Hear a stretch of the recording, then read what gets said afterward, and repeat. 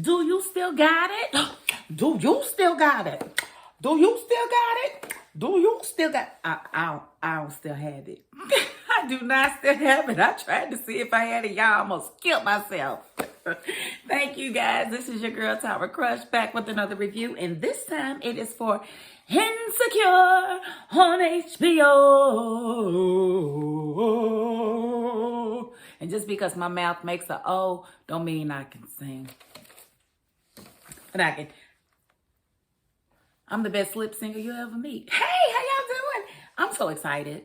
Okay, so let me get right into it. But first, I have to say, if you have not already, please hit my subscribe button. If you are new to this channel, I just like to give my opinions on these shows. You know what I'm saying? And Insecure did not disappoint for a season premiere. This was pretty good. We got a lot of good information here. Okay, so it looks like Issa and the girls are back on a reunion, I guess, to Stanford, which is where they went to. I went to school. I don't know why I didn't know that, but they all went to Stanford. I guess is where they really met. And we got to see, you know, their dynamic before they graduated a little bit. You know, we got to see a little bit of what they were into. So they definitely linked up with their old friend Shy, who I guess was a part of their little rap group, and then ran out to be a dancer with Sierra. So that's why the little group broke up or whatever. I guess it was some other controversies, but Shy is actually played by Priscilla on the Oval. And it was good to see her in a different role, actually playing up her character. She's a very good actress. She did very good in this episode on this show. She really did. So I definitely take my hat off to her. And let's see, Issa was on a panel. And, you know, she was really pumped up about that. She felt like this is official. You know, they asked me to be on the panel of business owners and whatnot. And so she gets up there and, you know, and we realized why she got the deal from HBO in the first place for that one show. What was it called? An Awkward Black Girl? Because she was awkward as hell. The look was like, I love Issa, but she definitely played that all the way up. That was just because the previous speaker had quoted Biggie. She tried to do it to get the crowd on her side. It was just so Issa. I couldn't help but to laugh. But you know, her girls was there to cheer her up, to let her know she did a great job. And you know, and Molly especially. Molly was very interested in what Issa had to say, because she's noticing that she has become too analytical, you know, analyzing every little thing. And she's liking Issa's new approach to things of, you know, maybe it's just not that serious. You know, why do we make it that serious? Let's not make it that serious. And that's true. It's like, do what you can do and make sure you're advancing. And that's all you really can do. Set your goals, you know, definitely align the things that you need to align to reach your goals. So I thought that was sound advice. You know, sometimes we put too much pressure on ourselves. I'm the first to say I am my own worst critic. Like, nobody can definitely tell me, you know, nothing about me. So I'm telling you, I know the stuff y'all don't know. Amazingly. It's about me. Okay, so let's see. So Molly and Issa, they definitely, you could tell that Molly misses Issa a whole lot. Issa's not real receptive to Molly because her feelings was hurt because they were both wrong last season. But we all know Molly was more wrong than Issa was. She did Issa wrong, and she treated her bad, you know, and then had all of that to say at the end of the day. And it's like, yeah, I can grin and bear it too, but I'm not about to try to be your friend after you done reveal how you really feel about me. Not the way, it'll never be the way it was. You know, we can definitely get back on good terms. We can hang, we can kiki, but it'll never be what it was. You know, because I believe you got that person in you. And now I'm just waiting to see when it comes back out. And who wants to really be around somebody like that, where you're waiting on them to disrespect you again? Because, you know, they have it in them because they shown you, you know. So I don't know how far their friendship is going. I mean, I loved it before they fell out. I wish they didn't have that season where they fell out like they did, but it was kind of coming. But I think at the same time, Molly got too wrapped up in her situation with her boyfriend and kind of prioritized him over any and everybody.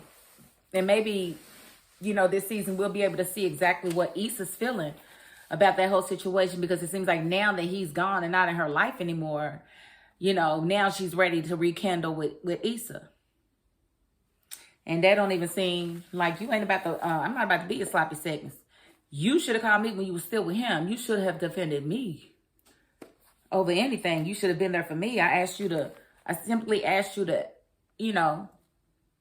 ask your boyfriend, can he get his artist to come through for me? And you just flat out told me no, that relationship was way too important to you. Like, what was you, so just to refresh y'all, that's why they fell out. Well, that was the straw that broke the camel's back outside of the fight at the actual event, the block party, before the shooting happened. That was a lot, but you had to go back to last season. And I wasn't reviewing it then, so you have to find it on HBO, I guess. But, so they're actually on their way to a party, and we all saw Omari is somebody, I guess, that Molly dated or friends with benefits in college. And he has just gotten a divorce, and he's very interested in her. And she's wondering, should she talk to him? Why did he get a divorce? Was it his fault? Was it her fault? Who left who? And she's realizing that her overanalyzing kicks in again. She asks Issa about him because he keeps, sending messages through other people and texting her and things. And Issa tells her, well, you weren't that messed up about him in college. You shouldn't be now. And I don't know if that was the right advice, because people do change. People do change. So I don't know if that was the right advice. Maybe that was the advice she would give herself when it comes to her own relationship. I don't know, but I don't like that advice. I think Molly should explore it, because if it was something then, it could be something now. And then you ain't raising up your body count because you done already had sex with him. So you got so many reasons. You got so many reasons, girl, to go ahead and call Omari. Omari. Molly said call her tomorrow at 9 a.m., okay? She is going to be receptive, okay? I'll tell you, Molly, I ain't gonna Issa you. Issa's just, she's in her own little world. So they on their way to this party. She's supposed to link up with Omari there. And, Shy's with them. And, Kelly don't like Shy at all. I mean, they was all cool back in the day, but she don't like her. She don't like the dynamic or anything. And she's definitely on her face that she don't like her. Well, Shy suggests that they stop at the liquor store because she knows they're going to water down the drinks, and they just think they on in like for old time's sake. And, it says they last. And they pulls over to the liquor store. They laughing, lollygagging, coming out and get armed, robbed. Like, dude comes up with a freaking gun and robs them. And, they giving up everything. Cartier watches, purses, chains, everything. And, he tells Shy to be quiet because she's making all this noise. It's like, shut the fuck up. But he calls up by her name, which lets Issa and Molly know, bitch, you set us up. And she was like, yep, sure did. Ain't shit changed.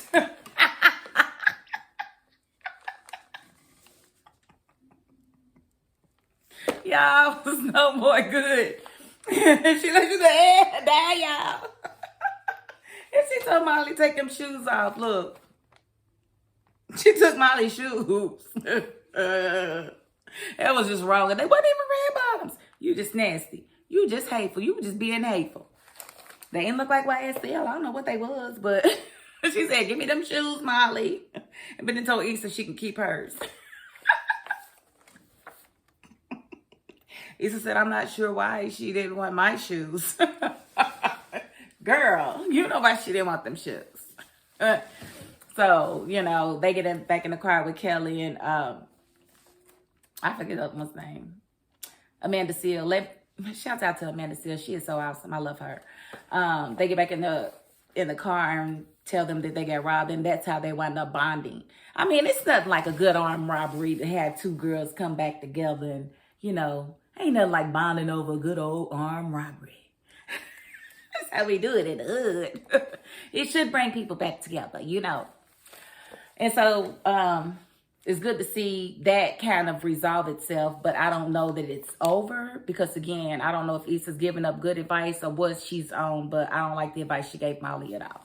And then we see her fly back into LA and Lawrence picks her up. They kiss and everything. And I'm like, oh, there's that couple I love. And then I see this face. And I said, oh, trouble in paradise.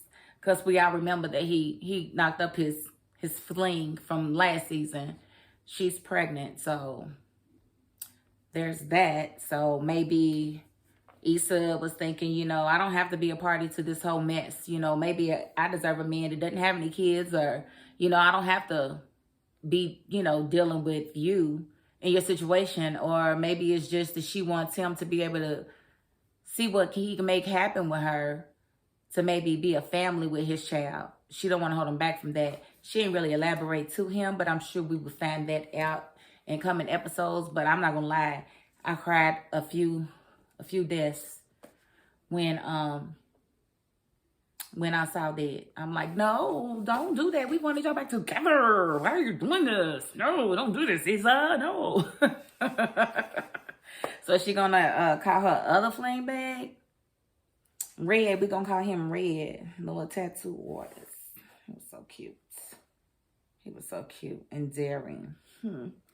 So we just gonna have to see. But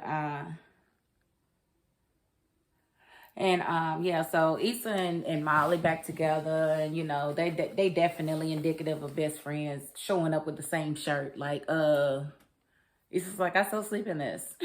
And I was like, I don't. But yeah, I think it's cute that they're back together. I don't think it's cute that she dumped Lawrence, because you don't even know if their baby gonna make it yet. Like, a lot of black women lose their first baby. They miscarry it. Like me, my mother, my sister, we all miscarried our first child. I'm just saying, it happens in the black community a lot. So maybe he should just wait and see what happens with this. She should wait and see what happens with this baby and make sure it's his. Because she was in love with somebody else, and Lawrence was a doggone rebound, remember?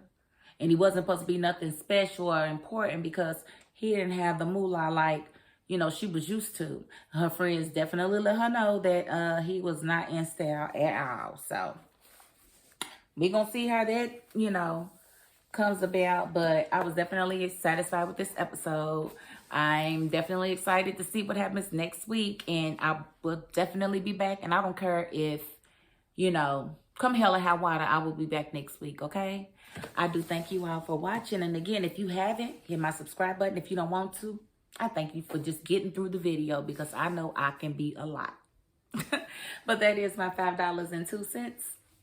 Peace.